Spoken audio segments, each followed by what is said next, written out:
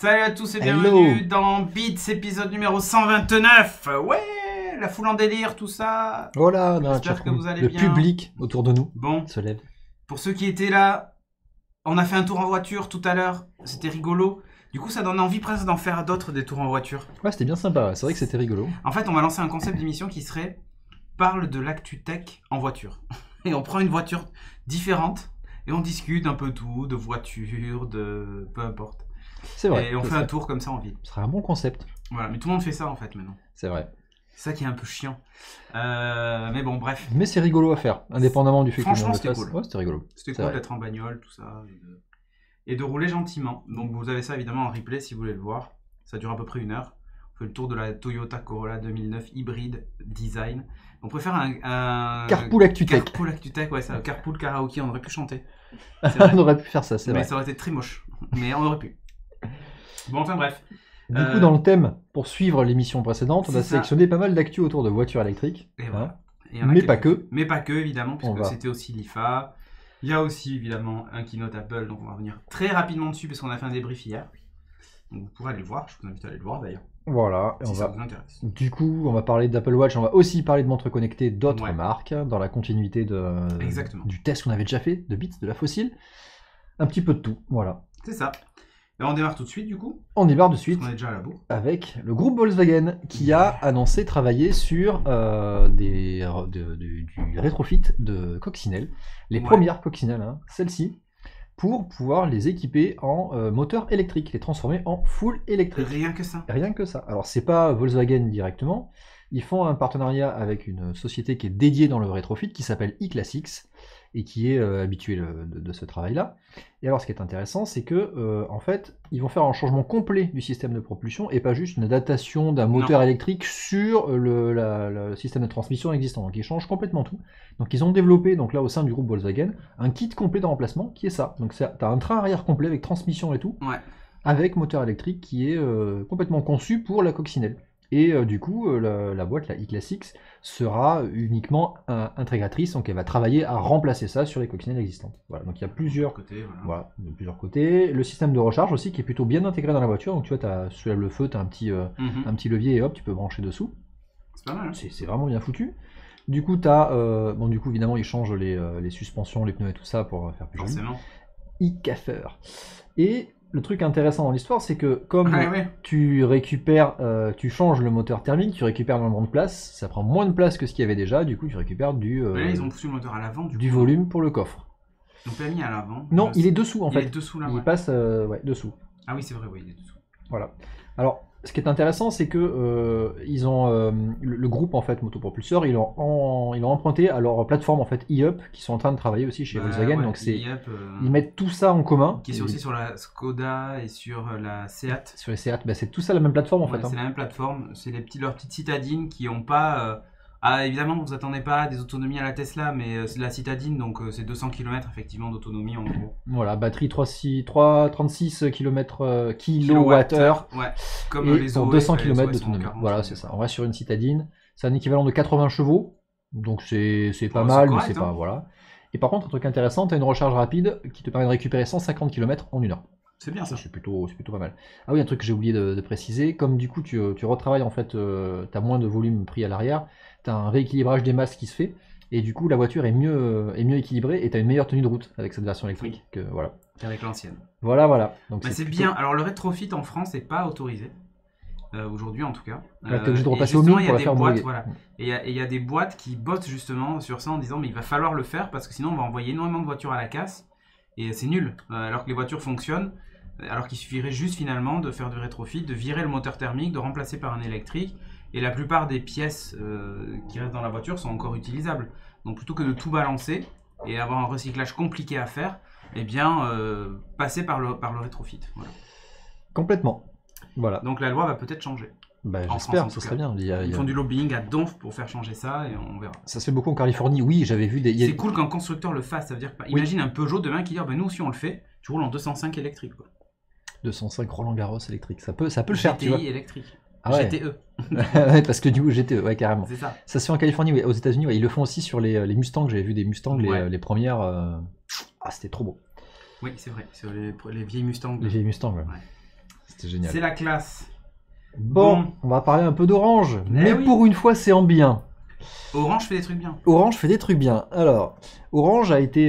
C'est pas l'initiative de Stéphane Richard, c'est pour ça. Je sais pas en fait du côté d'Orange qui était l'initiative de ça, mais ce qui s'est passé, c'est que donc il y a un producteur québécois qui s'appelle Mile High Distribution, dont le business est de faire des films pour adultes, qui ont en fait ils ont voulu endiguer le piratage de leurs films, et donc eux ils sont au Québec, hein, ils ont mandaté du coup une société allemande pour collecter du coup les IP des gens qui se partagent ces genres de films en Europe. Et notamment en France. Donc vous voyez une société québécoise qui mandate une boîte en Allemagne pour espionner les IP en France. Donc ils ont collecté pendant un peu plus d'1 an, de novembre 2017 à décembre 2018, ils ont collecté les IP sur principalement les réseaux peer-to-peer. Voilà. Comme on peut le faire du côté d'Adopi, etc. Sauf que là ils l'ont fait pour leur compte privé. Et donc ils ont collecté ça, et après ils sont allés voir le juge, ils ont fait bonjour, voilà, on a tout ça, maintenant on aimerait pouvoir récupérer les IP, derrière les IP, tous les abonnés qui s'y cachent pour pouvoir les poursuivre derrière en justice et récupérer du pognon. Voilà. Et donc ils ont emmené ça devant le tribunal, et Orange a fait, non mais attendez, ça va pas être si simple que ça, les gars, maintenant il y a le RGPD, donc on va vérifier un petit peu. Ouais, c'est vrai. On va vérifier si tout ça, ça rentre là-dedans. Donc ils ont dégainé le RGPD, ils ont vérifié, ils ont mis en fait la boîte, donc Mile High Distribution, devant le fait du RGPD, parce qu'en fait, c'est pas qu'ils n'avaient pas le droit, c'est qu'ils n'ont pas respecté la réglementation pour pouvoir leur permettre de faire ça. Ouais. Donc ils auraient pu le faire, et c'est pas illégal ce qu'ils ont fait, par contre, ils ont collecté de manière qui ne permet pas d'apporter ça comme preuve dans la constitution d'une poursuite, etc. Donc ils ont notamment, ils sont pas conformes au RGPD, donc la boîte québécoise en fait n'a pas de représentants désignés sur le territoire européen, par exemple. Donc déjà perdu. Ils n'ont pas non plus un registre de traitement des données, puisqu'ils ont collecté des données. Alors c'est pas des données à caractère personnel, les IP directement, mais c'est des données qui font l'objet de traitement et qui peuvent être associées à la personne derrière. Donc du coup, le tribunal, donc c'est le tribunal de grande instance de Paris, qui a donné raison à Orange là-dessus et qui a validé ça. Donc il y a une jurisprudence qui se fait par rapport à ça. Ils n'ont pas de DPO non plus, donc de délégué à la protection des données. Et voilà. Et surtout, le truc qui était particulier, c'est que le transfert des IP s'est fait en dehors de l'Union Européenne. Donc là, ils ont fait un combo ultime. La propreté. Donc le TGI les a envoyés bouler direct. Voilà. Donc c'est plutôt bien vu de la part d'Orange. C'est aussi intéressant de voir que le RGPD peut servir également à ça. À protéger les petits coquins. Voilà, à protéger les canailloux. Les canailloux qui téléchargent des films. Non, mais tu vois, on mettait toujours ça par rapport à la protection de la collecte des données sur les sites et tout ça, mais ça peut aussi cadrer du coup l'usage de comment est fait la collecte derrière. C'est ça. Voilà. Tout ce temps et cet argent dépensé pour rien. C'est clair lors de Dark Surveillance. Les mecs, ils ont collecté les IP, ils ont payé une société allemande, machin et tout, et au final, droit à rien. Et voilà. Merci. Ibiridov, t'as raté quoi? Écoute, je te dirai une fois que tu auras sub avec ton Twitch Prime. Voilà. Alors ensuite. On va passer à l'IFA.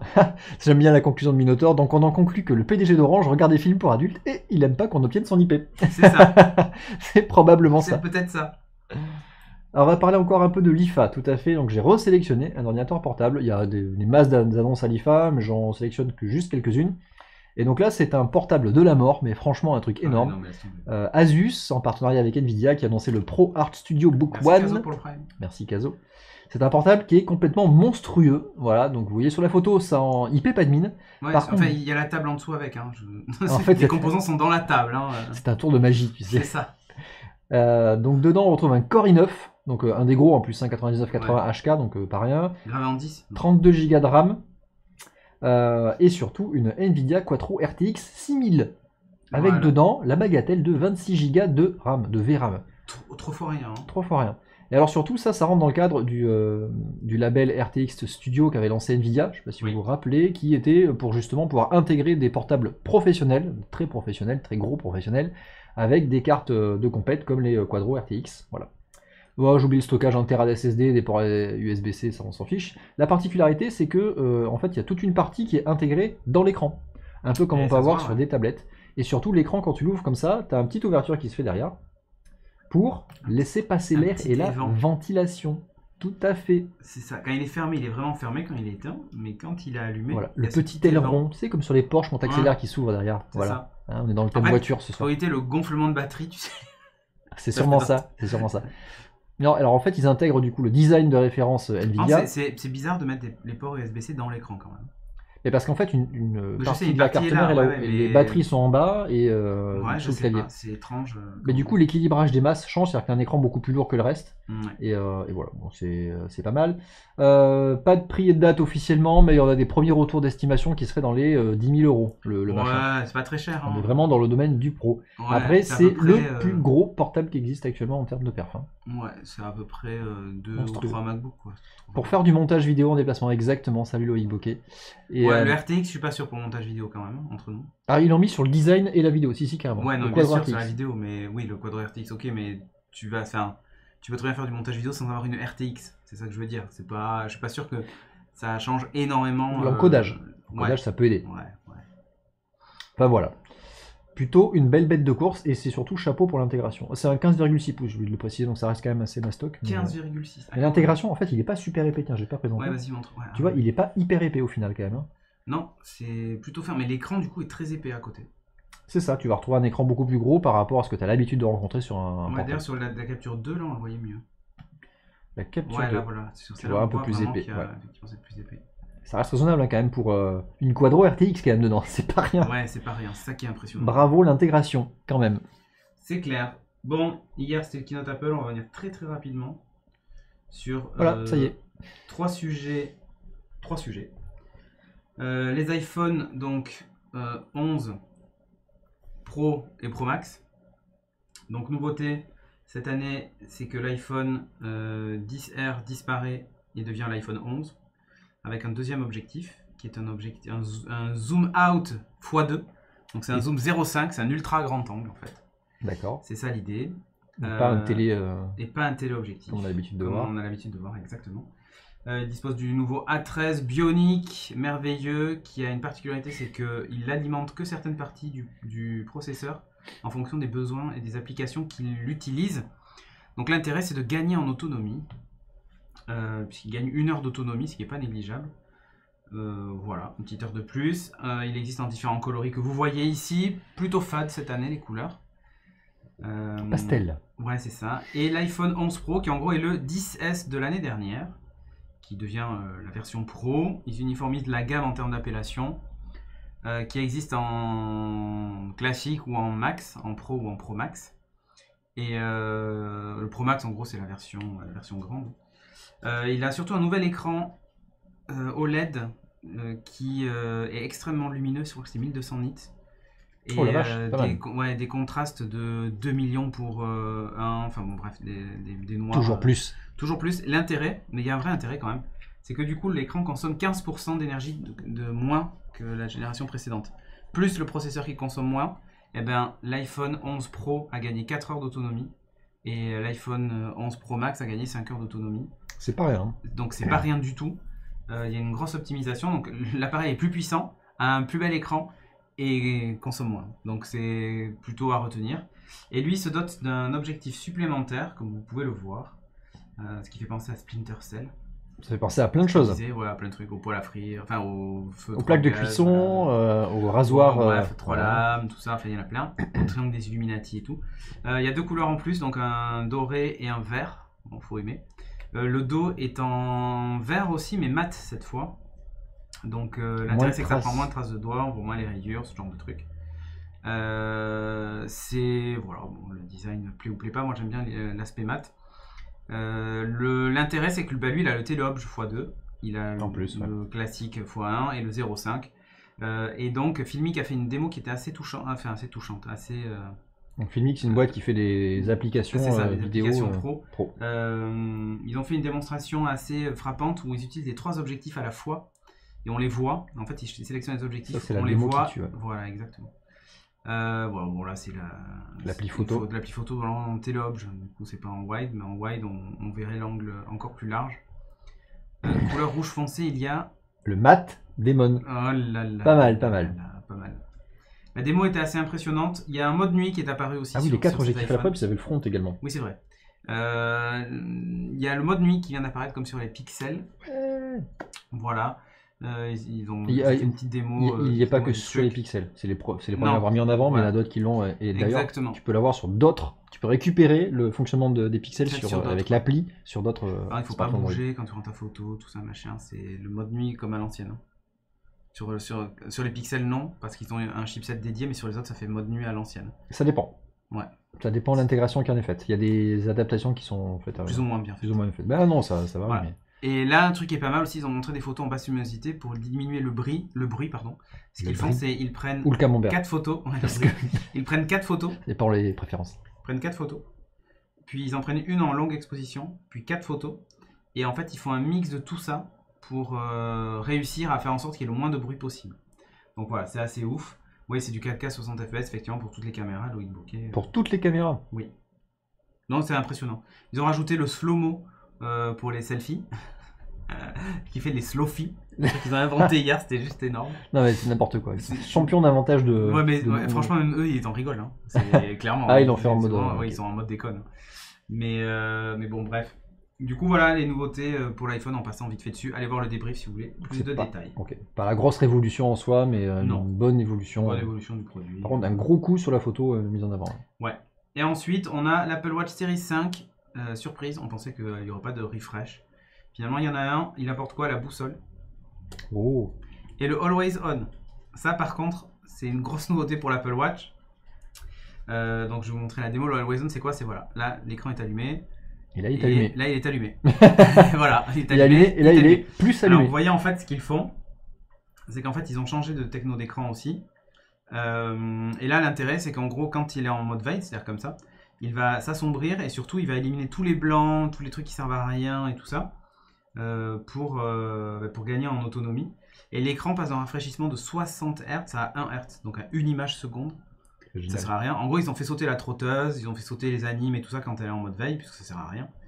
Dès que vous la regardez, les trucs s'illuminent, ou plutôt reprennent leur résolution d'origine et leur nombre d'images secondes d'origine, et donc vous retrouvez les animations d'origine. Voilà. C'est assez malin. C'est déjà de l'OLED sur la Watch. Ils promettent la même autonomie, c'est-à-dire de 18 heures garantie que sur la précédente. Bon, moi je tiens beaucoup plus, je suis à 71%, je l'ai enlevé ce matin à 7 heures. Je tiens 2 jours facile avec. Mais le fait qu'elle soit always on, j'ai peur de tenir plus qu'un jour. Tu vois 58. Mais j'ai fait joujou avec, puisque j'ai testé plein de cadrans aujourd'hui. Voilà. Mais j'ai peur qu'en fait, elle perde quand même en autonomie, malgré tout, avec le always on. Mais bon. Oui, le Always On, Ah il, oui, oui. il existe depuis très longtemps sur Android. C'est le Ambient Mode qui existe également, Oui. mais ça vient avec plein de contraintes. Android, d'ailleurs, sur les Android Watch et les Wear OS après, on a essuyé pas mal de plâtre Oui. sur cette techno, parce qu'en fait, ils ont vu que ça cramait des écrans. Il y avait une montre, je sais plus laquelle c'était, je sais plus laquelle, qui avait des écrans PLED. Oui. Et en fait, le fait de rester avec des pixels allumés comme ça constamment au même endroit, Ben, ça cramait du coup ça la ça dalle marquait et le ça truc. marquait, il y avait un marquage derrière. Donc il y a tout un système qui faisait que ça déplaçait d'un pixel comme ça, un Oui. petit peu dans tous les sens, l'affichage, pour éviter justement de cramer ça. Ah Mais ouais. le détourage et le fait d'avoir le moins de pixels allumés possible, c'était déjà présent. Donc, on a Bertrand qui l'a commandé, hein. Il la reçoit le 20. Donc la prochain série 5. test. Donc, on aura un test évidemment dès qu'il la reçoit dans Bits. La trotteuse réalise 60 mouvements à la minute. Mais en Hertz, elle bouge. Oui, sauf qu'en fait, il ne l'affiche pas. Pour éviter de consommer de l'énergie inutilement, afficher une trotteuse. Tout Comme à ça, c'est fait. réglé. Et Bah d'ailleurs, sur ce mode-là, sur la vidéo, est-ce qu'on le voit? Je suis pas sûr qu'on le voit sur le. Si on la voit, elle est à gauche la trotteuse. Normalement, bon, là, elle n'y est pas et elle va s'afficher. Elle est à gauche. En fait. Voilà. Mais bon, bref, c'est de l'ordre du détail, mais voilà. Parmi bien les autres pensé. nouveautés, il y avait aussi l'iPad. L'iPad Ah. de 7ème génération. Et oui, mon gars. Qui a une nouveauté, c'est qu'il passe de 9,7 pouces à 10,2. Et ça change tout. Il rejoint la famille des grands. C'est ça. Processeur A10, donc on commence à remonter un petit peu en arrière. Ah ouais, ça fait un peu. Compatible Pencil et Dock Connector, ce qui permet d'utiliser le clavier. Ça c'est marrant parce que ils ne mettent plus en avant d'iPad sans cette partie-là, sans clavier et truc. Et ouais, c'est clair. Parce qu'en fait, pour eux, ça remplace un PC pour monsieur tout le monde. C'est marrant de les voir c'est se vraiment ça. rapprocher du coup de la manière dont Microsoft a mis en avant les surfaces en fait. À l'époque, ouais, tout à fait. Mais sauf Ils qu'ils mettent- sont rentrés par l'aspect vraiment purement tablette. C'est ça, ouais, non, c'est deux approches différentes Exactement. pour se retrouver sur ces usages-là en fait. Exactement. Donc existe en 3 coloris, y compris doré du coup. Il y a gris, gris sidéral, enfin space gray et ouais, gris sidéral, c'est ça. Et doré. Alors je vous montre la version space gray, qui dispose évidemment d'iOS 13 avec toutes les évolutions de l'OS. Donc Pencil Dock Connector, particularité c'est qu'il a la première génération de Touch ID. En fait, ça sent l'iPad qui fait à partir des composants des téléphones qu'ils ont recyclés, tu sais. Bah, le A10, c'est ce que Le j'allais dire. A10, c'est ce qu'il y a par exemple dans l'Apple TV de 4ème génération, je crois. Ce qui expliquerait Ça fait un également moment. la tarification qui mène derrière. Attends, le Touch ID, c'est le vieux. Ouais. Les caméras, c'est du 720p. La caméra Wow. en Face ID. Non, mais par rapport au nouveau, c'est ça que je veux dire. Par rapport à l'iPad Air, par exemple, Ah ou oui, le oui. mini. Le Touch ID, donc première génération. L'écran fait 10,2 alors que comment ça s'appelle. Alors, c'est pas borderless RAM et c'est volontaire. C'est parce qu'en fait, c'est pour la saisie de l'iPad. Je t'avoue que même moi, sur celui-ci, des fois, je suis un peu gêné parce que j'appuie sur l'écran en le prenant. Et celui-ci, pour le coup, il n'est pas vraiment borderless, mais enfin, il a des bordures plutôt fines, quoi. Et pour la saisie à la main, c'est pas plus mal. Tu vois, sinon tu sais pas trop comment tu vas le Monsieur a tenir. les gros doigts aussi. Non, mais pas tant que ça. Mais surtout, tu sais pas trop comment tu vas le tenir. Donc, ça, pour moi, c'est pas très très grave. Donc, l'écran 10,2. Le R, par exemple, est en 10,5. Et il fait 1,4 mm d'épaisseur en moins. Enfin bon, quelques détails. Il a un A12. Enfin bon, il y a encore quelques avantages quand même pour le R en termes de perf. Là, ce qui est intéressant, c'est le prix. 389 €. Non, c'est hallucinant. Enfin, Alors, c'est vraiment une descente en gamme. 389 €, vous avez ce qui se fait. Ah oui, j'ai pas dit tout à l'heure, mais c'est pareil, l'iPhone 11, c'était l'ancien 10R, auquel ils ont retiré 100 € en plus. Donc du coup, il est à 809 €. Oui. Donc 64 Go. voilà, et la version 10R, qui reste au catalogue, est à 700, enfin encore 100 de moins. 699, je crois, un truc comme ça. Ça commence à devenir hyper intéressant. Et l'iPhone 8, ça reste relatif. L'iPhone 8, qui est un téléphone qui est plus que correct, qui est à 400 et quelques. Là, oui. Et là, tu te dis, voilà, bref. Ils redéfinissent, ils ont un peu descendu en fait leur prix pour attaquer des gammes sur lesquelles ils sont pas présents jusqu'à présent. Oui. Tu sens qu'ils ont quand même besoin de se maintenir à un niveau de rentrée d'argent dans l'écosystème et de pas rester uniquement sur le marché très haut de gamme. Ouais, non, clairement. Donc, bon. Voilà. Le SMIC en France a baissé, on nous dit. c'est exactement ce qu'on disait hier. Ah, mais le SMIC a baissé. Tu vas voir les gros modèles, non. Bon, 389 € en tout cas. C'est un 32 Go par contre. Après, il y a une version 128 qui est. 32 Go. Bon, après, sur l'iPad, si tu fais pas de. Si tu n'installes pas d'appli, ça va. Non, c'est pas du tout. Si tu installes l'appli, ça passerait bien. Mais si tu fais pas du traitement vidéo lourd ou ce genre de truc, tu vas pas faire de photos avec en fait. Donc dans les faits, qu'est-ce que tu vas stocker en fait dessus? Tu vas streamer du Netflix. Non, mais les applis, ça bouffe un max. Hein. Bah, pas tant que ça. Franchement, pas tant que ça, je trouve. Ah, je serais curieux de voir quand même. Mais Bon, en tout cas, sinon la version 128, je crois, est à 70 de plus ou quelque chose comme ça. Bon, bref. Ah, le 128 Go? Ouais. Donc okay. si vous voulez, ça va. Si vous voulez, vous pouvez. Je crois que c'est 449. Ouais, c'est pas mal. Là, on est pas mal et c'est une bonne expérience tablette. Ça reste, voilà, franchement, pour le prix de la tablette, vous avez quand même une tablette de grande qualité, quoi. C'est pas. Le A10, il a quand même 3 ans. Ouais, 3 ans. C'est ce qu'il y avait dans l'iPhone. C'était lequel? C'était le 7. Je crois que c'était le 7 ou le 8. Mais c'est plus que correct. Hein. Franchement, la tablette va pas ramer, hein, que les choses soient claires. En plus, l'expérience Apple fait que quand tu as un device comme ça, tu as iOS 13 avec les dernières nouveautés, enfin, il te manque rien en fait. Donc, oui, c'est surtout ça, c'est que tu restes dans la mise à jour de l'écosystème. Tous les softs vont tourner en fait. Donc, AirKit, machin, enfin bon, bref. C'est pas mal quoi. Voilà. Ok. Sur ce. Ah oui, il n'est pas USB-C du coup. Parce qu'au moment dans la démo, on a eu peur. Ah oui, c'est vrai. Parce qu'on a vu qu'il branchait une clé. Un dongle, machin. Il branchait une clé, on voyait apparaître le système de fichiers où il sélectionnait des fichiers dessus, machin, genre pour bosser en cours et tout. Sauf qu'en fait, c'était cette clé-là qui est Lightning d'un côté et USB classique de l'autre. Donc comment c'est et puis quand on a vu arriver le Pencil de première génération, on s'est dit ah ben non, c'est du Lightning quoi. Ça me fait penser, tiens, j'ai commandé un stylet pour le Dell et tiens, faudrait que j'en parle. Ok. News suivante. Ouais. On parle d'USB-C justement. On parle de normes, on parle d'USB 4 cette fois. On en avait un peu parlé dans un épisode précédent, puisqu'ils étaient en train de travailler sur la finalisation de la norme. Ça y est, le USB IF, qui définit ces normes-là, a finalisé la norme. Et qu'est-ce qui va changer? Eh bien déjà, c'est une norme qui va enfin simplifier tout et rassembler tout le monde, on peut l'espérer, en tout cas pouvoir connecter tous les périphériques. La première chose qui va changer, c'est la bande passante énorme qui va être disponible en capacité maximum, 40 gigabits par seconde. Donc là-dedans, on peut faire passer beaucoup de choses, et 40 gigabits par seconde, c'est ni plus ni moins que le débit maximum x2 de l'actuel USB 3.2. Pas mal. Donc on fait juste x2 là-dessus, c'est quand même pas mal. Donc évidemment, faites attention, les périphériques et surtout les câbles actuels qui sont en USB 3, 3.0, 3.1, 3.2 ne seront pas forcément compatibles avec ça, notamment pour supporter le chaînage d'autant de périphériques avec un débit aussi élevé. Par contre, ça sera rétro-compatible, donc on pourra quand même brancher des périphériques jusqu'à USB 2 là-dessus. Ouais. C'est pas mal. Le connecteur universel devient maintenant le USB-C uniquement. Donc il n'y aura plus d'USB-A, c'est les gros USB que vous avez déjà, plus de micro USB, c'est que de l'USB-C. Et du coup, on passera par, encore une fois, la jungle des adaptateurs pour pouvoir brancher des périphériques USB-A qui ont déjà les grosses prises actuellement. Donc on arrive quand même vers un standard de connectique et pas devoir gérer les deux en même temps, donc on n'aura plus que les USB-C partout. L'autre nouveauté, c'est que maintenant le protocole, donc on parle de la prise pour l'USB, on parle maintenant du protocole qui va transmettre les données derrière, ça devient en natif le Thunderbolt 3. Donc là aussi ça simplifie, puisque jusqu'à présent c'était Intel uniquement qui détenait les licences sur le Thunderbolt 3 et qui les vendait à prix très cher aux constructeurs qui devaient l'intégrer en plus derrière, donc c'était pas forcément hyper compatible, ça dépendait des constructeurs et des drivers, enfin c'était la folie. Là maintenant c'est standardisé, et Intel en fait a relâché les licences, donc ça reste gratuit pour l'intégration dans l'USB 4. Donc ça c'est plutôt une très bonne nouvelle.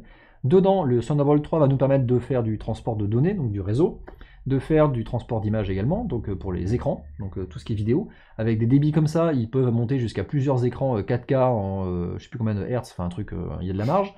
On va pouvoir chaîner les appareils, donc on peut imaginer brancher un portable sur un écran fixe qui est lui-même branché avec le clavier, avec l'image, etc. Et surtout, maintenant, la norme de la puissance de charge va monter jusqu'à 100 watts. Donc le Power Delivery. Charger une Toyota.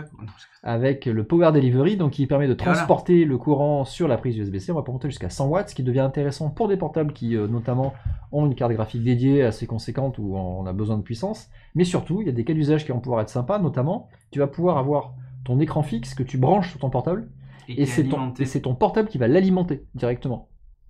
Ah, donc du coup, ça risque de revoir un petit peu la manière dont tu vas connecter l'ensemble de tes périphériques en mobilité. Ouais, du coup, ça veut dire que par exemple, quand tu es en déplacement, tu peux avoir un écran portable à côté qui se branche juste avec un seul câble et c'est fini. Exactement. Et ça, c'est bien. C'est pas mal. Voilà, donc je vous ai oublié de mettre la petite capture. Tu vas pouvoir alimenter ta voiture électrique bientôt. Voilà, donc on va retrouver les branches en USB-C. Exactement. Le système de docking, voilà, qui devrait normalement se standardiser un peu plus et surtout qui devrait baisser de prix. Parce que les docks USB-C actuellement, c'est juste la folie en termes de tarifs. Là, comme ça va être standardisé, qu'il n'y aura plus de licence à payer chez Intel, on devrait trouver des docks moins chers. En tout cas, je l'espère parce que c'est vraiment quelque chose qui me manque, moi. Les cartes graphiques externes, du coup, avec un tel débit, on va pouvoir supporter de l'affichage avec une carte graphique branchée à l'extérieur. Du RTX. Alors ça, c'est la promesse qu'on voit depuis plusieurs années, mais ça serait vraiment sympa parce que ça permettrait d'avoir un affichage discrete, intégré, les cartes graphiques intégrées pour les portables quand tu es en mobilité, et quand tu es à ton bureau, tu le poses sur ta station avec un bel écran, et tu as une carte graphique à côté pour pouvoir jouer à des jeux. Ça, c'est plutôt pas mal.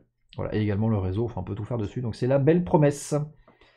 Il me tarde de voir ça arriver. Donc là, la norme est arrivée, c'est standardisé, a priori, dans les prochaines, pas les générations qui sont là annoncées, mais les prochaines générations qui arriveraient sûrement en 2020, on devrait avoir des devices compatibles avec ça. Voilà, mais faites attention encore une fois au câble et au respect des normes des deux côtés. Voilà. On revient sur une voiture. Ah, mais oui. Oui, une voiture dont j'avais reçu d'ailleurs. Qui était le viewer qui m'avait envoyé ça? C'était peut-être Seb Pop, je sais plus. Qui m'avait envoyé la doc à l'époque du concept qu'il avait été au salon de Paris. Ah oui. Et sur le stand de Volkswagen, elle y était. Et du coup, il m'avait envoyé toute la doc et tout ça avec la promesse de conduite autonome, machin et tout, qu'il y avait avec les fameux radars qui sortaient du... C'était le concept. Ouais, le concept. Maintenant, on en est passé à la réalisation. La réalisation. Et voilà, donc Volkswagen qui a annoncé sa voiture ID3. Elle ressemble au concept sur cette photo-là, elle roule pareil. Par contre, les équipements, c'est pas la même. Hein. Je vous mets quelques captures en même temps que j'en parle. Donc, elle est annoncée à partir de 30 000 € pour une sortie en Europe d'abord en 2020. C'est donc une voiture full électrique qui a une autonomie entre 330 et jusqu'à 500 km d'autonomie, suivant la version que vous allez prendre. Ouais. Puisqu'évidemment, il y a plusieurs modèles avec plusieurs tailles de batterie et plusieurs options qui viennent avec. Voilà. Donc les moins de 30 000 €, c'est pour la plus petite des batteries et sans l'option de charge rapide. Donc on est vraiment sur le minimum syndical. Pour l'instant, il n'y a pas de prix au-delà des 30 000 € annoncés pour les modèles qui ont la plus forte autonomie. Donc on ne sait pas encore ce que ça va donner. Une version First là, pour les précommandes, j'ai vu. Ouais, Il y a un badge spécifique First sur le côté. Le First comme sur les vidéos ça, YouTube. First c'est moi qui étais. Super, génial.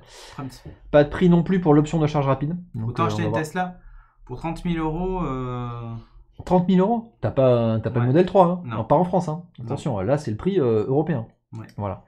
Un peu cher par rapport à une i208 ou une e-Corsa. Oui, mais en fait, on est mais sur... alors la e-Corsa i208, on est à 330 et 350 km d'autonomie. Hein, donc bon, ça se vaut. Mais là, ça a l'air d'être une voiture un peu plus grosse déjà.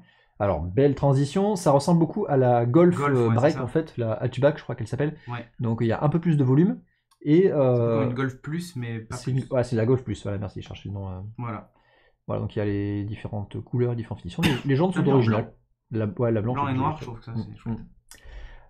Particularité garantie 8 ans et jusqu'à 160 km sur les batteries.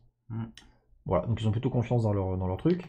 Le tableau de bord. Ah, CarPlay, Android Auto, tout ça. La totale, classique, tout va bien. On n'a pas le détail encore, mais probablement, puisqu'ils le mettent en place partout. Ça ressemble à la Toyota. C'est ce que j'allais dire. Le tableau de bord avec l'écran ressemble beaucoup à la Toyota. Voilà. L'intérieur est assez minimaliste en fait. Il y a donc un écran 10 pouces au milieu et en fait tout se fait au touch. Il n'y a aucun bouton de commande sur la voiture, sauf pour les vitres, évidemment, et aussi pour les feux de détresse. Ouais. Tout le reste, c'est des petits éclairages ambiants vert là, tu vois, sur la portière et tout dans le truc. Et sur la boîte en bas aussi dans la voiture, mais on le voyait pas parce qu'il faisait jour. Qui est mode 2000. Non, mais ça empêche, ça crée une petite ambiance lumineuse c'est pas mal en fait. Tu t'ambiances dans ta voiture? Mais alors, là, moi je l'ai mis en blanc et c'est très bien en blanc. Bon, alors derrière la sortie de ce modèle 3, de ce modèle ID3, en fait, Volkswagen sort les premières voitures 160 000 km. C'est ça. Pourquoi j'avais dit quoi? 160 km? Ouais. Ah, 160 000, c'est ce que je veux dire, oui, pardon. Donc derrière la sortie de cette ID3, en fait, c'est la première fois que Volkswagen sort la plateforme, en fait, dont on parlait avant, autour de leur gamme ID. Voilà, la plateforme, c'est MEB. Oui, genre, j'ai pas noté le nom, par contre, la gamme qu'ils vont décliner par rapport à ça, c'est ID. Voilà, donc derrière ça, ils ont annoncé qu'ils travaillaient sur toute une gamme avec différents modèles autour de l'électrique. Il y en a un qui m'intéresse. Ah ben, moi aussi. C'est le Buzz. Alors, il y a le ID Cross, qui est ça, qui est un SUV crossover. Alors, on est sur du concept encore avec des jantes totalement n'importe quoi. Celle-là doit se rayer si toute jante. Mais là, tu roules, elle se raye. Tu roules sur la jante en fait. C'est ça. Ils ont oublié les pneus en fait. C'est ça. C'est le stagiaire, il arrive. Bon, voilà. C'est un élastique en fait, le pneu. C'est juste un peu de gomme autour. Exactement. Tu freines, t'as plus de gomme, ça, il faut que tu changes de pneu. Donc, la version SUV crossover, il y a une familiale également qu'ils ont annoncée, qui est celle-ci. Alors, ils sont très forts sur les noms. Hein. ID Vision. Voilà. Pareil, hein, les gens, ils ont craqué leur cible dessus. Ouais, c'est une Passat CC version. C'est ça, c'est entre la Passat CC, il y a des petits arrondis qui font un peu penser à une Tesla à l'avant, le machin bidule. Ouais. Est-ce qu'ils ont fait ID TGV également? Non, c'est pas eux. Voilà, il y a la ID Rooms, ID Rooms, avec un nom de n'importe quoi. C'est le break de chasse, quoi. Ça, c'est un 3008, tu vois. Ouais. C'est le break familial, SUV, crossover. Il fait plus break que SUV. Bah, en fait, c'est entre les deux. C'est entre les deux, ouais, c'est bizarre. Si t'hésites, tu vois, t'es pas papa qu'hésite, et ben tu prends ça. Pas mal. Et évidemment, il y a le van, il y a le ID Buzz, on avait déjà un petit peu parlé. Moi, c'est celui-ci qui m'intéresse, le ID Buzz. Pour faire ton surfeur bobo. Exactement. Parfait. Maintenant, j'aimerais bien l'aménager et habiter dedans. Et voilà, exactement. Donc tout ça, c'est une gamme qu'ils ont... C'est un monospace, exactement. Et ID Buzz, il va vraiment sortir. Ah ben ça il a tellement cartonné quand ils l'ont présenté. Ouais. D'ailleurs, il y en a un concept le van roulant. direct. Il y a un concept roulant. Vous pouvez voir des vidéos sur YouTube d'un youtubeur qui a fait des vidéos dedans. Bon, ça reste le concept, tout fonctionne pas et tout dedans, mais il est roulant et quand tu le vois, tu te dis voilà quand même quoi. Bon, maintenant qu'on a lancé notre nouveau concept d'émission en voiture, il va falloir qu'on les contacte. Voilà, exactement. Exactement.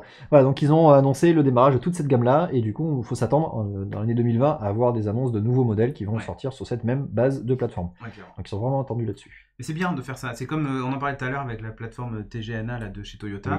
Pour tous les véhicules hybrides, 80% de la gamme va être hybride l'année prochaine ou dans 2 ans chez Toyota. Et en fait, ils ont créé cette plateforme-là et ils déclinent toutes les voitures ensuite dessus. Donc voilà, l'avantage c'est que ça fait Après- des économies d'échelle pour eux aussi. Ouais. Et puis c'est des plateformes qui sont plutôt éprouvées, donc bon. Après, Volkswagen, ils sont connus pour partager leur plateforme déjà à travers Oui. leurs différentes marques. C'est-à-dire Ouais, qu'ils- déjà même Skoda va en bénéficier, ils- Seat aussi. voilà, ils mutualisent. Souvent d'ailleurs, ils le font en commençant par Seat. C'est-à-dire qu'ils créent Oui. la nouvelle plateforme et ils sortent en Seat Leon par exemple Merci dessus. TGV. Et après, ce sera la même base pour Oui. les Golf qui sortiront derrière. Exactement. Mm. C'est Seat et Ouais. ils expérimentent avec Seat, c'est bizarre. Hein. Et Skoda vient après. Ouais. Le Skoda, Skoda, c'est souvent d'ailleurs ils ont une année de retard sur Ouais. le modèle Volkswagen techniquement parlant. C'est un peu comme Dacia qui aurait, tu vois, genre qui aurait une Dacia Sandero qui serait la Clio de la génération d'avant par rapport à la Clio actuelle. ce qui est, Ce genre de truc quoi. ce qui est un peu le cas quand même. Ce qui est un peu le cas. Ouais. Enfin, je pense En moche, mais en moche et je pense que c'est même 2 ou 3 générations avant. c'est ça. Ben voilà. Voilà. Mais ça serait intéressant de voir comment ils vont suivre ça sur l'électrique. Moi, j'attends de voir comment ils vont Mm. décliner ça sur les autres marques en fait du C'est groupe. ça. Mm. Bon, on est aussi dans le thème des montres Mais oui. depuis plusieurs épisodes, et du coup, on va parler un peu de Garmin, donc de montres pour les gens qui font du sport, puisqu'ils ont annoncé donc plusieurs refresh de leur gamme, mais surtout une nouvelle venue dans la gamme qui est la Garmin Venue 6, qui vient enfin avec un vrai écran. La venue vient. La venue vient avec un vrai écran enfin, puisqu'ils ont pour la première fois intégré un écran OLED, voilà, du 390 par 390, pardon. Pas mal. Avec encore une fois le mode Always On, et oui, Tadam. voilà, donc vous voyez les différentes gammes. La gamme, pardon, il n'y en a qu'une. 43 mm, voilà pour la plus grosse, et surtout c'est une montre qui est faite pour être portée 24 heures sur 24 et 7 jours sur 7, donc y compris avec le tracking du sommeil, etc. Ouais. Donc ils mettent en avant bien Elle est sûr. fat quand même, hein, pour la porter la nuit et tout. Elle est fat, 43 mm. Alors il y a une plus petite en fait, tu vois, Oui. quand tu vas à la droite, elle a une dimension un peu plus petite. Oui. Et donc ils mettent évidemment en avant leur savoir-faire autour de tout ce qui va être tracking d'activité, tout ce qui est fitness. Ils ont intégré dans cette version-là La course, la rando, tout ça. voilà, le Garmin Pay également, et bien sûr le tracking du sommeil. Alors, ils mettent en avant aussi l'intégration des watch face, puisque maintenant ils peuvent se le permettre avec un écran OLED comme ça, tu vas pouvoir customiser ton écran. Waouh, c'est génial! Jusqu'à présent, c'était un peu. C'est ce qui manquait un peu par rapport à leur truc, même s'ils ont fait beaucoup de progrès sur les Phoenix et tout ça, là, sur les Vivo Active aussi. Ça restait quand même, voilà. C'était pas aussi basique et pas très high candy, tu vois. C'était bon. ça T'avais faisait le job. pas le droit à la personnalisation, quoi. C'est Tout ça. le monde avait la même. C'est ça. Alors tu vas retrouver du coup avec un écran de cette ampleur-là la capacité d'animer des Ah oui. différents exercices. Du coup, il va pouvoir te montrer des exercices directement dessus. Donc, tu vas dire voilà, si tu fais du fitness, du cardio, du yoga Comment est-ce qu'on fait les pompes? ou des pilates, voilà, du Mais pilates. justement, comme ça. Voilà, tu as la petite animation, tu vas pouvoir montrer comment tu fais des pompes. Donc ça, c'est pour expliquer un peu un exercice si tu sais pas déjà le faire, voilà. Voilà. Parmi les trucs intéressants, on va retrouver en plus le suivi de l'hydratation. Alors ça, c'est intéressant parce que ça va suivre à la fois la sudation, donc comment tu transpires, et du coup comment tu te réhydrates. Donc là, comme d'hab, tu l'avais déjà évoqué sur l'Apple Watch où tu vas dire quand c'est que tu bois et combien, Dès que tu etc. bois, bah, tu dis. Mais là, elle va suivre aussi la transpiration.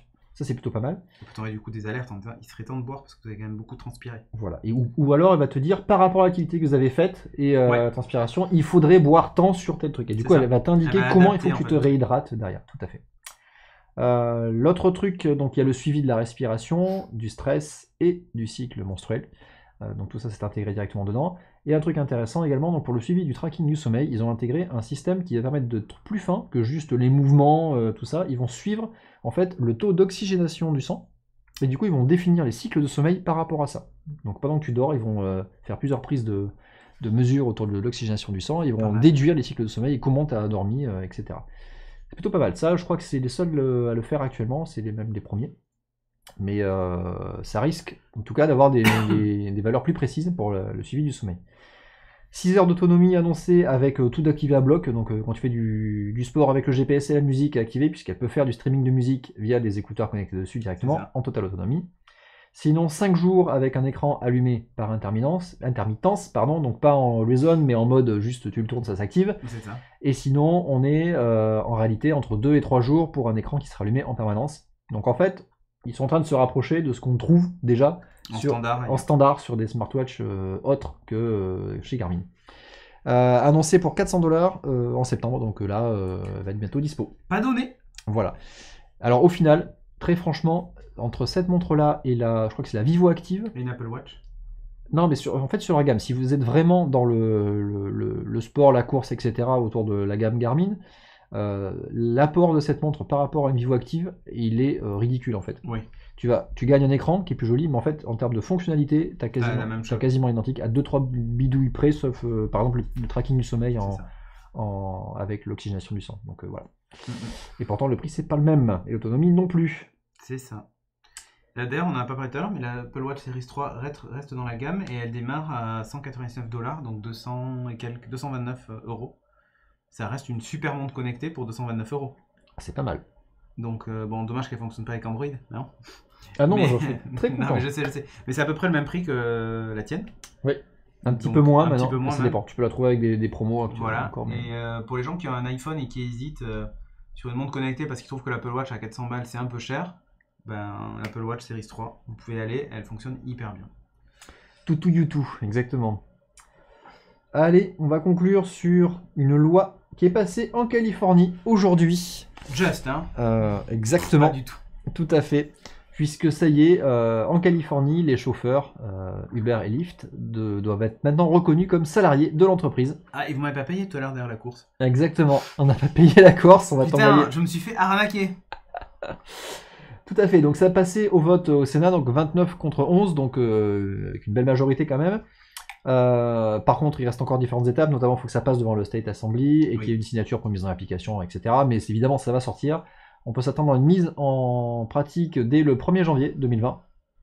Et donc ça va changer beaucoup de choses. Déjà, ça va changer quoi? Eh bien, il y a très probablement d'autres États aux États-Unis Bien qui sûr, vont s'engouffrer suivre, ils là-dedans. vont emboîter le pas. On pense notamment à New York, New York, c'est Washington. souvent. Ouais, New York qui va suivre derrière. Et la Californie, souvent, ils sont précurseurs sur ces trucs-là, sur tout ce qui est nouveaux usages et législation associée. Et après, New York suit. Et après, il y avait Washington et Oregon qui vont suivre également. Et d'ailleurs, New York, ils ont été parmi les premiers à passer d'autres lois par rapport à ça, notamment pour l'intégration d'un salaire minimum. Parce qu'en fait, les chauffeurs Uber, comme ça, ils sont contracteurs, donc ils sont indépendants, comme on peut l'avoir ici. Et du coup, ils n'ont pas du tout de protection sociale, aucune en fait aux États-Unis. Déjà qu'il n'y en a pas beaucoup, ils n'avaient aucune. Et notamment, ils n'avaient même pas droit à un salaire minimum. Donc New York, avant de légiférer sur la partie employé ou pas, ils ont juste dit on va quand même leur mettre un salaire minimum, histoire qu'ils aient une vie décente. Et déjà, ils ont passé ça. Donc ils vont sûrement emboîter le pas sur cette partie salaire. Derrière, ils vont partir sur la partie salariée. Et ils n'avaient pas également la protection d'assurance chômage, donc là, ils vont le récupérer avec ça. Par contre, la grosse partie que défend Uber et Lyft, c'est la capacité à avoir la flexibilité des horaires du travail. Tu travailles quand tu en as envie, tu travailles un jour oui, un jour non, etc. Et bien en fait, tu peux t'attendre avec cette loi, non. Mais en fait, la Californie a dit, mais pas du tout. On veut juste qu'ils soient salariés. Ça leur met strictement pas en cause la souplesse, la flexibilité horaire. C'est-à-dire que c'est pas parce que tu es salarié que tu es contraint à des plages horaires. C'est vrai. Donc là, ils ont tué dans l'œuf l'argument de Uber en disant, mais non. Enfin voilà, le fait de choisir de prendre des gens qu'en indépendants pour la flexibilité, c'est un faux argument. C'est un faux argument. Ça vous empêche pas de le faire. faire. En disant, bah, flexibilité des horaires, c'est vous qui l'avez décidé. Ils sont Et juste voilà. salariés. Tu peux être salarié, payé à l'heure, et tu peux avoir pas forcément un minimum ou un maximum horaire ou des horaires de début de fin précises. Ça reste quand même assez ouvert pour les chauffeurs qui veulent de flexibilité. Donc au final, voilà. Par contre, ce qui risque d'être impactant par rapport à ça, c'est tout l'impact que ça va avoir sur ce type d'économie. Parce qu'il y a beaucoup de sociétés qui se sont développées sur ce type d'économie, où en fait, ils fournissent une plateforme et un service, et ils vont dépendre de l'indépendant pour faire Pour les chauffeurs, ça va être réglé. Voiture autonome, hop, on n'en parle plus. Ça va accélérer l'innovation. C'était le business d'Uber, c'est clair. C'est ça. Après, même pour les livraisons de plats. Oui. Tu penses un petit robot qui va venir te livrer, voilà. Ça va être vite réglé, ne vous inquiétez pas. Donc évidemment, tout ça, donc on parle de la gig economy, qui est l'économie à la tâche mondialisée, qui permet de faire ça en fait. Tu travailles à la tâche et du coup tu es payé par rapport à ça. Du coup ça englobe tous les chauffeurs, livreurs de repas, les coursiers et tout ça. C'est ça. Et du coup tout cela pourrait maintenant prétendre également à devenir salarié de l'entreprise qui fournit le service. Donc il risque d'y avoir un petit revers de médaille qui va se faire sur l'ensemble de cette économie-là, qui serait sûrement intéressante à voir. Parce que la plupart de ces boîtes-là avaient fondé une économie sur laquelle ils se faisaient un max de pognon pour miser l'étape d'après, effectivement, comme tu l'as dit, sur se passer au final des salariés pour la plupart. Et là, ça risque de redéfinir un petit peu le marché et notamment, sûrement, de redéfinir les coûts, puisque il y a des estimations qui sont faites sur une révalorisation entre 20 et 30% à la hausse des tarifs, du coup, qui seraient pratiqués. Mais évidemment, tu as innové dans ce domaine-là en te passant de toutes les charges à payer. Donc évidemment, tu peux être moins cher. Mais du coup, derrière, tu n'as pas toutes les protections. Ouais, après les lois ont changé. Donc eux, à l'époque, ont fait ça en disant bah non, on n'enfreint pas la loi, tout est ok, voilà. Oui, non, mais c'est toujours ça. C'est-à-dire que tu disruptes, tu Ouais. avances plus vite que la législation et derrière tu t'adaptes pour récupérer ça. On apprend en avançant derrière. Du coup, on peut se demander si vraiment l'innovation qu'avaient mis en avant Uber et Lyft et toutes ces boîtes-là étaient uniquement dans le prix, dans le tarif, ou si vraiment le service qu'ils ont créé était vraiment innovant en soi. C'est ça.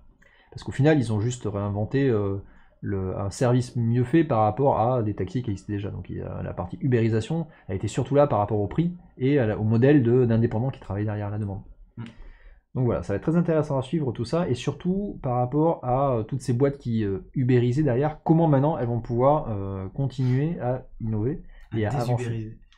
Et ils vont pas désubériser, mais ce que je veux dire, c'est que tu as eu le buzzword ubériser pendant longtemps, où c'est parce qu'on fournit un service et qu'on compte sur d'autres gens pour faire Ouais, le c'est boulot ça. derrière, pour le faire tourner, ça risque de redéfinir un petit peu tout ça.